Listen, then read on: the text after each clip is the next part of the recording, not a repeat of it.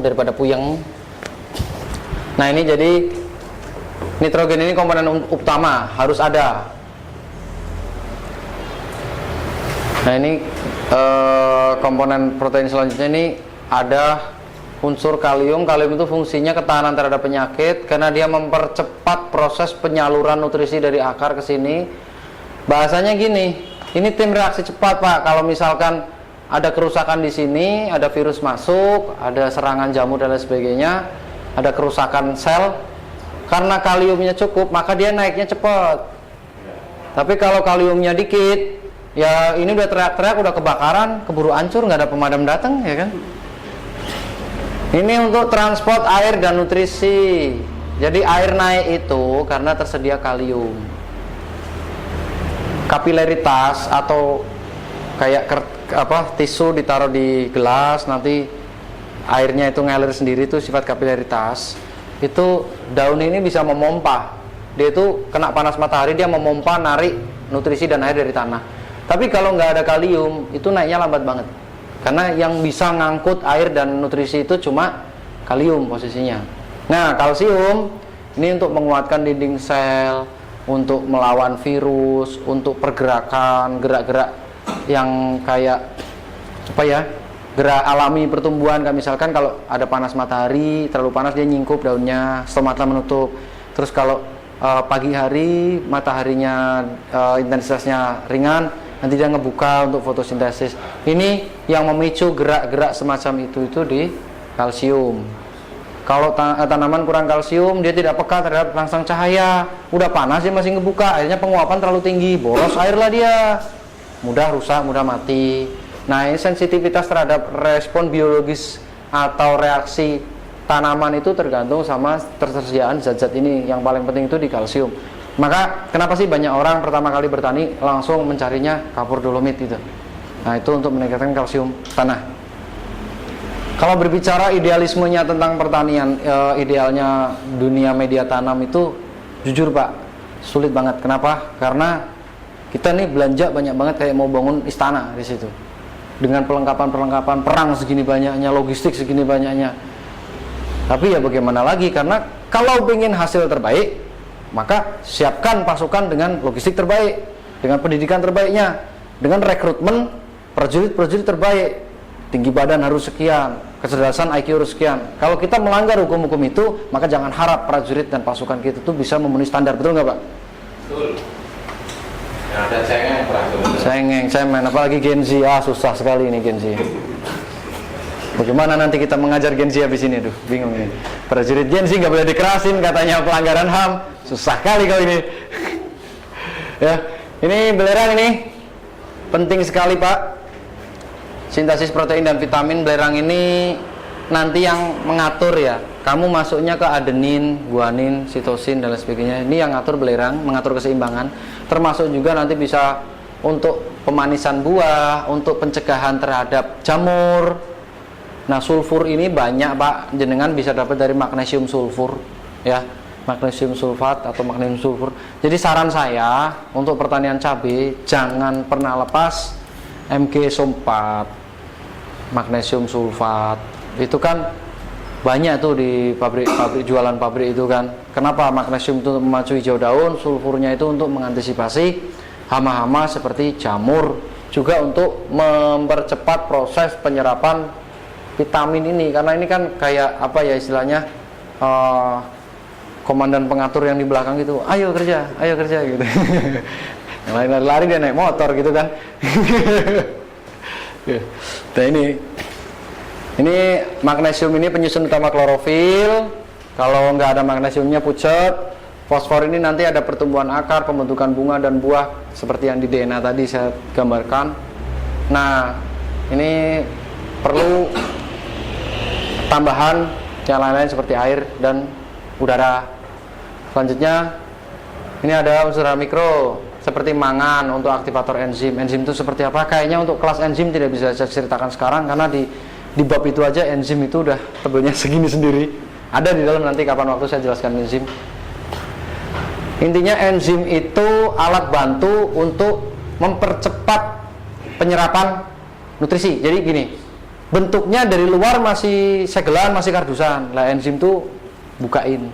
Oh ini sarimi masuk ke sana satu. Oh ini minyak masuk ke sana satu. Itu yang ngatur. Enzim tuh petugas logistik. Gitu. Lah yang macu ini. Enzim kalau nggak ada mangan lama nggak kebangun. Nah, ini susahnya dunia pertanian tuh seribet ini ternyata. Tapi nggak apa-apa. Pelan-pelan nanti kita bisa lah. Yang penting unsur makro sama produk ini sudah ada semua.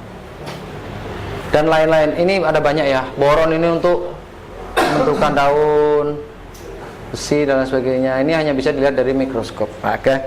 Sampai di sini. Ini gambaran umum aja. Kita ada lebih 1 jam kurang lebih. Jadi selanjutnya kita harus ujian. Ya, ujian kelompok. Kita jawab bareng-bareng. Kalau salah satu puyeng ya, takut nanti nangis. Ngeri. Kalau nggak lulus gimana? Nggak lulus ngulang. Tahun depan. Betah aja ya Pak ya. Ya kalau mentornya asik sih kita belajar asik aja Pak. Tapi kalau mentornya menjemukan ya bosan juga, ngantuk juga, kita tinggal tidur aja. Bentar, saya kasih kuis. Jelas. Jelas. Tahun 16. Nah,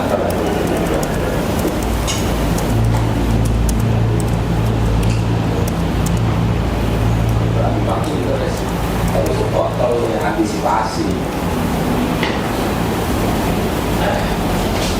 Kalau ini ternak terus itu saja contoh jadi hilang kali kita hilang karena mungkin panisnya udah hilang katanya sapi yang di air ya itu kan tempatnya ini ya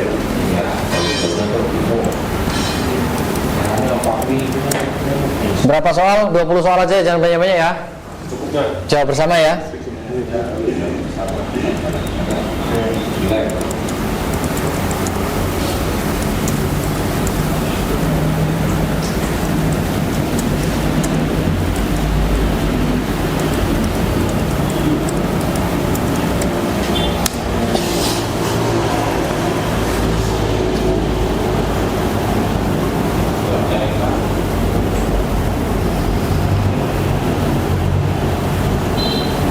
Oke.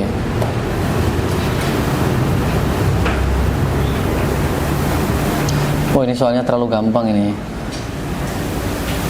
Gak apa-apa lah, biar. kasih gampang juga. Oke, ini ada pertanyaan. Oke, berdasarkan dokumen materi pelatihan dasar pertanian organik berpresisi berbasis BAL ini ditujukan bagi personil TNI apa? Jawabannya adalah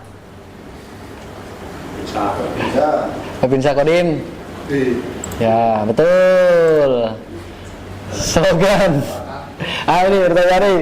Slogan yang digunakan untuk menggambarkan pentingnya Kemendagri pangan dalam dokumen tersebut adalah ketahanan pangan adalah pertahanan semesta, pangan kuat negara berdaulat, bersama rakyat TNI kuat, petani sejahtera bumi terjaga. A. Betul.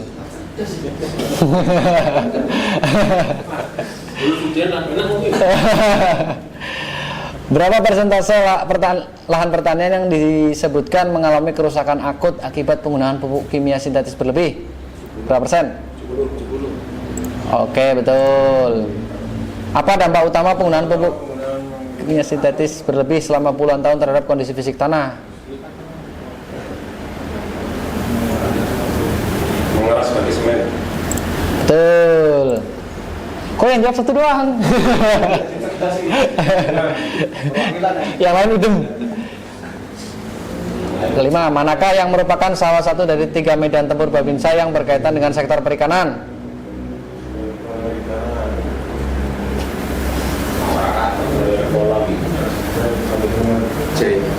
C.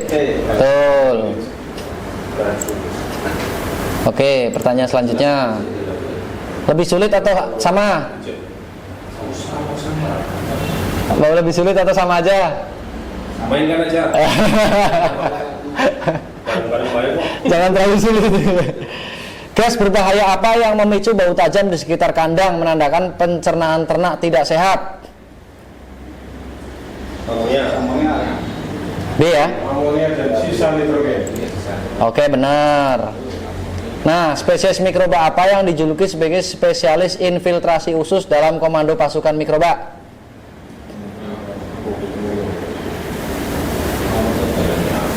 D. Betul.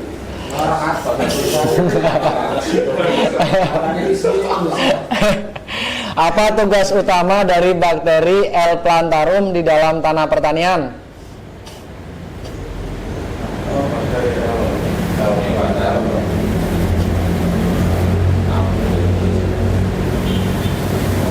A. Merombak serat keras, B. Menghabiskan sisa, C. Menjadi benteng, D. Mengikat nitrogen.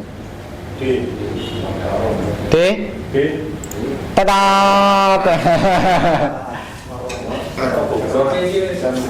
Jadi plantarum memiliki kemampuan memutus ikatan fosfat, ya fosfat ya ingat ya, di tanah sehingga zat hara tersebut dapat diserap oleh akar. Jadi plantarum itu bisa membuka fosfat yang masih dalam kardus sehingga bisa dikonsumsi karena fosfat itu terikat di tanah. Kalau nggak ada plantarum itu lama sekali ya, harus ada pemecahannya dulu. Next, mengapa spesies S. thermophilus, S itu berarti Streptococcus. Streptococcus itu bunder-bunder. Thermophilus disebut sebagai akselerator taktis awal. Kok ada bahasa Inggrisnya? Because it can thrive in extreme cold environments. Oh, itu bisa bekerja dalam dunia dingin, ruang dingin. B. Karena memproduksi antibiotik kimia sintetik dalam waktu singkat. C. Karena langsung membunuh semua jamur tanah dalam hitungan detik. D. Karena bekerja sangat cepat melahap sisa oksigen guna mempercepat fermentasi anaerob. Thermophilus. Akselerator taktis awal, jadi mempercepat kinerja awal.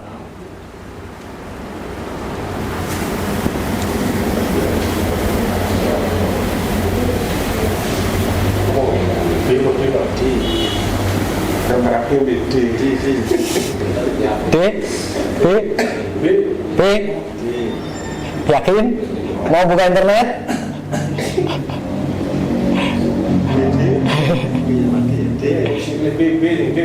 Ya wes. D.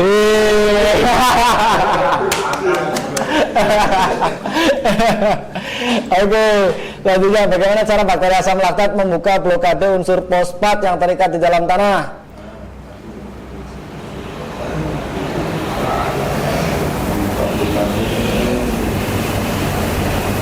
Gampang banget ini. D. D ya? D. Ya, benar. Apa nama jamur yang merusak jamur merusak yang perkembangannya dapat dicegah melalui kolonisasi bakteri asam laktat di perakaran? Ada jamur Fusarium, Rhizopus, Vibrio, Saccharomyces. Jamur apa yang merusak?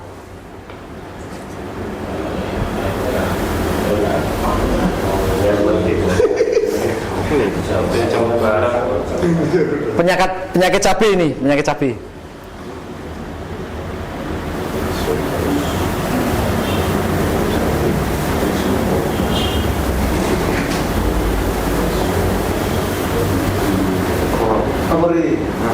Kayaknya sih D. D. Tetot. Rhizopus umumnya merupakan jamur pembuat tempe atau pembusuk roti. Tidak disebutkan sebagai ancaman tanaman. Jamur tempe bisa dimakan ya. Rhizopus rhizobium itu. Fusarium itu barikade bal di sekitar perakaran membentuk perlindungan hayati terhadap serangan patogen jamur Fusarium. Jamur Fusarium itu kalau yang di akar cabai itu jadi itu loh, geret. Akhirnya mati ke atas semua. Iya, layu Fusarium orang sebutnya. Next, dalam operasi taktis perikanan, bakteri asam laktat menetralisir gas amonia bebas NH3 yang beracun menjadi ion apa? D. Asik. Ini nanti dilaporkan komandan ya hasil nilainya. Mekanisme perebutan ruang dan makanan antara bakteri asam laktat dengan koloni patogen di air kolam disebut dengan istilah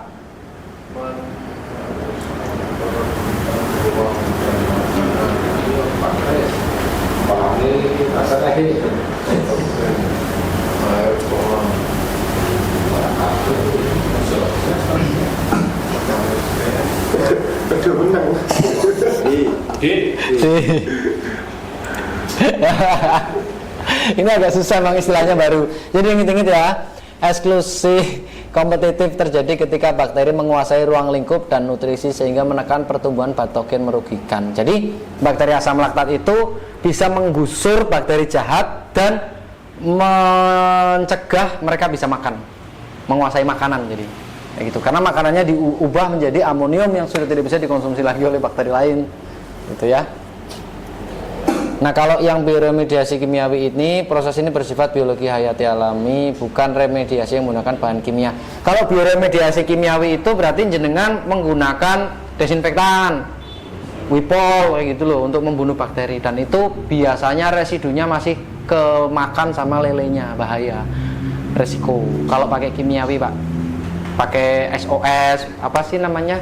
Ya gitulah, fungsinya cairan pembersih itu kalau nggak benar-benar bersih nyucinya setelah kuras ya, mau dikasih air baru lagi, itu sisa-sisa pembersih itunya masih bisa kontaminasi ke ikan lelenya, bahaya. Jadi paling aman tetap pakai bakteri.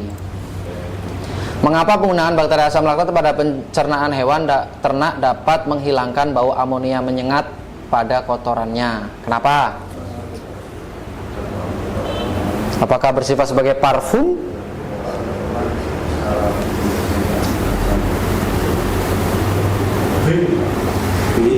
Fungsinya C. Betul, yang saya sendiri salah. Masa berhenti mengeluarkan urin dan feses mati. Oke, nomor 15. Manakah aplikasi yang tepat untuk spesies L. acidophilus di sektor peternakan berdasarkan doktrin penugasan? Acidophilus itu sebagai akselerator fermentasi kompos pupuk kandang, atau sebagai probiotik utama mencegah penyakit mencret untuk peternakan ya, sebagai bahan pemutih kandang sapi dan kambing, sebagai inokulan dalam pembuatan silase hijau. Fungsinya acidophilus, bakteri asam.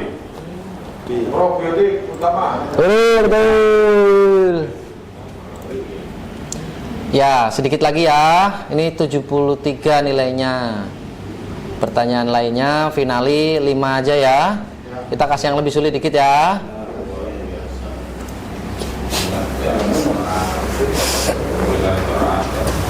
Oke, pertanyaan agak sulit. Mengapa spesies L. plantarum menjadi agen yang paling krusial dalam pembuatan silase hijau dibandingkan dengan bakteri asam laktat lainnya?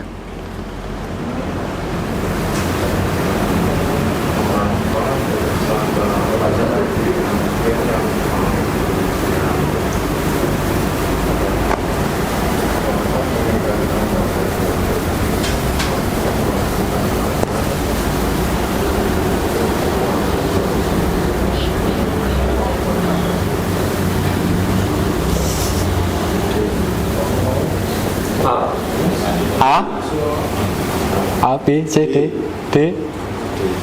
Apa D? Ayo, ini nilai kelompok loh. Kalau salah nanti nilainya jadi nilai bersama. Apa D? Tadi nilainya udah 73. D ya? Sepakat ya? Malu ketua. Ya. Ternyata karakteristik utama plantarum adalah ketangguhannya dalam mengurai serat kasar hijauan pakan menjadi bentuk yang lebih mudah dicerna. Ya, itu kelebihannya plantarum. Pertanyaan selanjutnya ini cukup sulit pemirsa.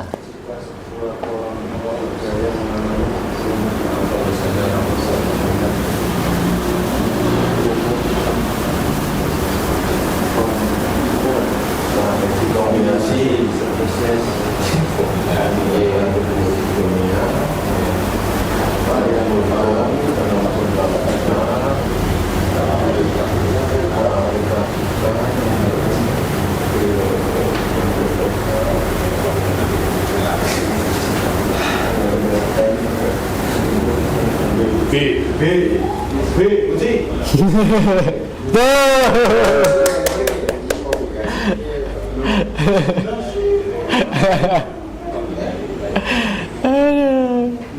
Oke.